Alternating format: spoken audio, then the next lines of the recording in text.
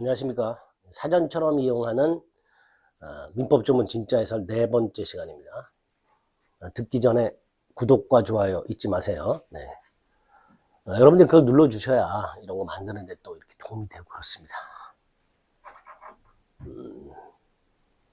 우리 103조부터 오기 시작했죠. 107조 볼 차례입니다. 107조는 제목이 진이 아닌 의사표시죠. 다른 말로 비진의 표시. 이렇게도 부르고요. 심리후보 이렇게도 부릅니다. 단독 허위 표시 이렇게도 불러요. 자, 어떤 건지 살펴보겠습니다. 의사표시는 표의자가 주인이 아님을 알고 한 것이라도 그 효력이 다 이렇게 되죠. 비진의 표시라는 건 쉽게 말하면 거짓말 하는 거예요. 거짓말 하는 거. 예를 들어서 사직의 의사 없이 사직서를 제출하거나 증여 의사 없이 증여하거나 이렇게 되죠. 그래서 무슨 의사 없이 뭐뭐 하는 것, 쉽게 말하면 거짓말 하는 게 비진의 표시다 라고 생각하시면 됩니다. 표의자라는 건 당연히 의사를 표시하는 사람이죠.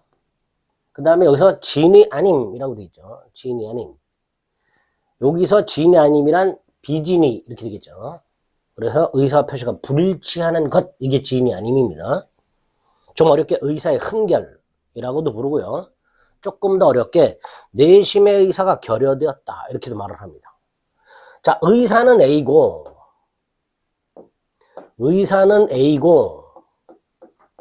표시가 B라면 이 표시 B하고 일치하는 의사가 있어요, 없어요? 없죠. 표시는 B고 의사는 A니까 이 표시 B하고 일치하는 의사 B가 없잖아요. 그래서 내심의 의사가 결여되었다 이렇게 말을 하는 거예요. 즉 표시와 일치하는 의사가 없다 이런 뜻입니다. 진이 아님 이퀄 비진이 이퀄 의사 표시 불일치 이퀄 의사의 흠결 내심의 의사가 결여 이런 말을 하게 됩니다. 자, 여기서 중요한 게 진의의 뜻인데요. 진의는 대법원에 의하면 특정한 내용의 의사표시를 하고자 하는 표의자의 생각을 말한다. 표의자가 진정으로 마음속에서 바라는 사항을 뜻하는 것은 아니다. 이렇게 판결하고 있습니다. 이게 무슨 소리냐?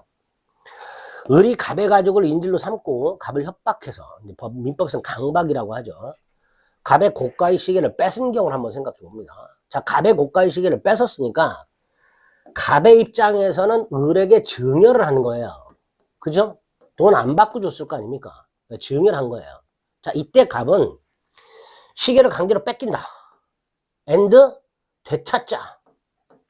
내가 이 강박 상태에서만 벗어나면 되찾아야지 이런 생각을 할 거예요. 그죠? 강제로 뺏긴다 플러스 되찾자. 이게 갑의 본심이에요. 이게 갑이 진정으로 마음속에서 바라고 있는 거예요, 현재. 하지만 일단 가족을 구하기 위해서 어쩔 수 없이 줘야겠다 라고 마음을 먹겠지요.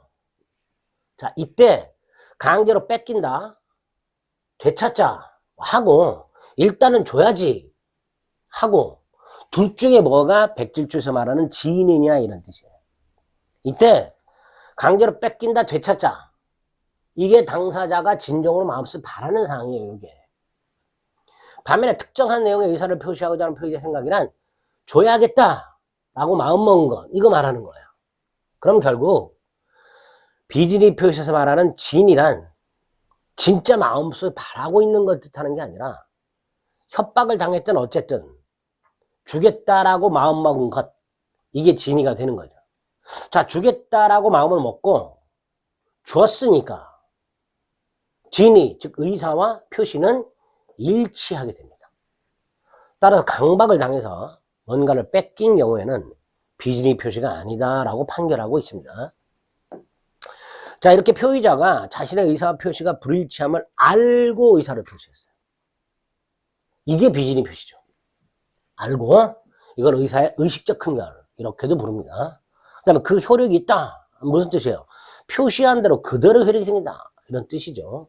그래서 사직의 의사 없이 거짓으로 사직서를 제출했을 때 당연히 그 사직서 제출은 원칙적으로 유효합니다. 따라서 회사가 사직서를 수리하면 짐을 싸야 되겠죠. 나중에 사직의 의사가 없었다라고 울고불고 해봐야 소용이 없다라는 거죠. 다만 107조이랑 단서에 뭐라고 돼 있어요? 상대방이 표의자의 지인이 아님을 알았거나 알 수 있었을 경우에는 무효로 한다 이렇게 되죠. 즉 상대방이 표의자가 사직의 의사 없이 사직서를 제출한다는 것을 알았거나, 악의라고 하죠. 알았다. 몰랐다가 선이고요. 알았다가 악의입니다. 그냥 그렇게 기억하셔야 돼. 알 수 있었다. 과실이라고 하죠.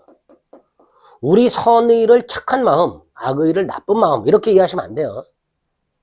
법은 좋다 나쁘다, 착하다 좋다 이런 관념이 없어요. 그래서 선의는 모르는 거고요. 악의는 알고 있는 겁니다. 어쨌든 상대방이 표의자가 사직의 의사 없이 사직서를 쓴다는 사실을 알았거나 알 수 있었을 때 그때는 그 사직의 의사는 무효가 됩니다. 사직서 제출은. 다만 이렇게 무효가 되었다 하더라도 누구한테는 선의 제3자에게는 대항하지 못한다. 이렇게 돼 있죠. 자, 요게 이제 무슨 의미인지 또 이해를 해봐야 되겠죠. 7번 상대방이 표의자의 지인이 아니면 알았거나 알 수 있었을 경우 무효로 한다. 예컨대 회사가 사직의 의사 없이 거짓으로 사직서를 제출한다는 것을 알았거나 알 수 있었을 경우 그 사직서 제출은 무효가 되는데 알았거나를 뭐라 그랬죠? 악의라 그랬고요. 알 수 있었다. 과실이라 그랬죠. 조금 길게 말하면 주의를 기울였다면 알 수 있었는데 그 주의를 기울이지 않아서 결과적으로 몰랐다. 이거죠. 주의를 기울이지 않았다가 뭐예요? 과실이죠. 몰랐다가 뭐예요? 선이죠. 즉 선의 과실 이거를 알 수 있었다 이렇게 말을 합니다. 이렇게 상대방이 비진이에 대해서 악의 또는 과실이 있으면 무효니까 결과적으로 상대방이 지인이 아님에 대해서 선의 무과실일 때 비진이 표시는 유효가 된다. 이렇게 역으로 생각을 해볼 수 있겠죠. 제3자에게 대항하지 못한다. 이해를 해보겠습니다. 이때 제3자란 누구냐? 각과 을사에 비진이 표시가 있었어요. 근데 이 비진이 표시가 무효예요.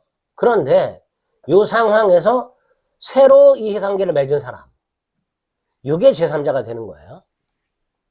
이때 선의 제3자라 그랬으니까 각과 을사의 비진이가 무효라는 사실, 이거를 모르는 상태에서 새로운 이해관계를 맺은 자 이렇게 되겠죠.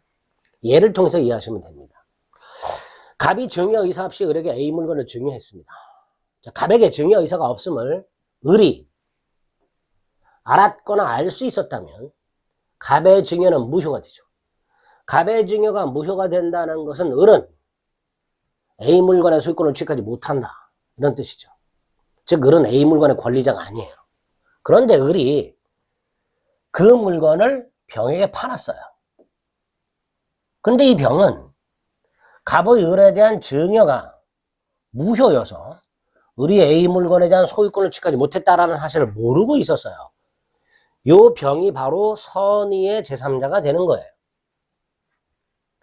따라서 갑은 선의 제3자 병에게 내가 을에게 증여한 것은 무효고 따라서 너도 권리 취득 무효다 라고 주장할 수 있느냐? 없다라는 뜻입니다.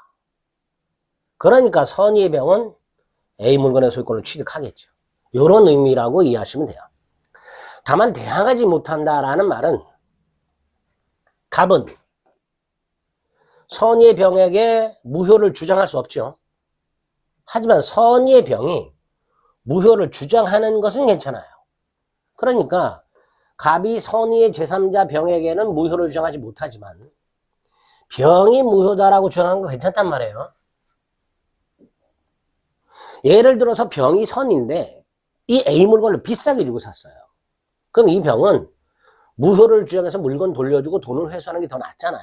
그런 경우도 있을 수 있단 말이에요. 그러니까 선의 병이 무효를 주장하는 건 괜찮단 말이죠. 결과적으로 무효라는 하나의 사실, 갑과 을 사이의 증여가 무효라는 하나의 사실에 대해서 갑은 무효를 주장 못하지만 병이 무효를 주장하는 건 괜찮죠. 이런 관계를 보통 대항하지 못한다. 이렇게 표현하고 있습니다. 이게 백질조의 뜻이죠. 자, 어떤 지문들이 기출됐는지 보겠습니다. 비진이 표시는 조금 이따 보게 되는, 나중에 보게 되는 허위 표시와 다른 점이 뭐냐? 상대방과 합의가 없다. 이게 다른 점이에요. 갑이 비진이 표시라는데 상대방이 합의를 해주면 이때는 108조 허위 표시가 됩니다. 반면에 비진이 표시는 상대방의 합의는 없어요. 그 점에서 비진이 표시와 허위 표시는 구별이 됩니다. 진이 특정한 내용의 의사표시라고 하는 표시의 생각을 말하는 것이다. 맞죠? 자, 근로자가 사직의 의사가 없어요. 근데 어쩔 수 없이 사용자 지시로 사직서를 제출했어요. 사직의 의사 없이 사직서를 제출했으니까 이게 뭐예요? 이게 비진이 표시죠. 또 회사의 지시로 냈으니까 회사는 사직의 의사가 없이 사직서를 제출한다는 걸 알고 있죠. 따라서 이때 근로자의 사직서 제출은 비진이이면서 상대방의 회사가 알았기 때문에 그 사직서 제출은 무효다. 이렇게 연결이 될 수 있습니다. 갑이 대출을 받아야 되는데 대출을 받을 수 없는 제한이 걸려 있어요. 그래서 갑이 대출을 받을 수 있게 하기 위해서 을의 이름을 빌려줬어요. 즉 을의 이름으로 대출을 받았어요. 이게 비진이 표시냐의 문제가 생겨요. 즉 을이 채무부담 의사 없이 대출을 받았는가, 채무부담 없이 대출을 받았다면 비진이 표시가 될 텐데, 이때 을은 어쨌든 갑을 위해서 내가 대신 대출을 받아준다 라는 의사가 있단 말이에요. 그죠?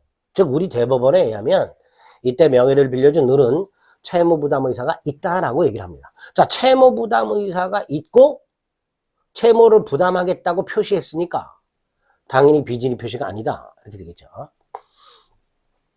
계약에서 비진이 표시는 상대방이 선의 and 무과실이면 유효죠. 알았거나 알 수 있었다면 무효니까 선의 무과실이면 유효. 이렇게 되겠죠. 자, 상대방이 표의자의 지인이 아님을 알았어요. 무효라 그랬죠. 그런데 취소할 수 있다라고 출제를 한 적이 있어요. 틀렸죠. 취소할 수 있다가 아니라 무효. 이렇게 될 겁니다. 이 비진이 표시에 관한 규정은 이런 계약에서만 적용되는 게 아니고요. 단독행위에도 적용이 됩니다. 단독행위라면 상대방 있는 단독행위든 없는 단독행위든 비진이 표시가 적용됩니다. 자, 상대방 없는 단독행위 비진이 표시. 재단법인 설립 의사 없이 재단법인 설립. 재단법인 설립 행위는 상대방 없는 단독행위죠. 자, 상대방 없는 단독행위 비진이 표시다. 재단법인 설립 의사 없이 재단법인 설립 이렇게 들어가시고요. 상대방 있는 단독행위 비진이 표시. 계약을 취소하거나 해제할 의사 없이 취소 또는 해제. 이게 상대방 있는 단독행위 비진이 표시가 되겠죠. 이런 경우에도 당연히 백질조 규정은 적용된다. 이렇게 되겠죠. 자, 비진이 표시는 이런 식으로 조문을 이해해 주시면 되겠습니다. 크게 어렵지 않죠? 이런 걸 기반으로 해서 기본 내용에서 비진이 표시가 어떤 건지 들어주시면 조금 더 훨씬 이해가 잘 될 수 있습니다. 자, 백질조 살펴보셨습니다.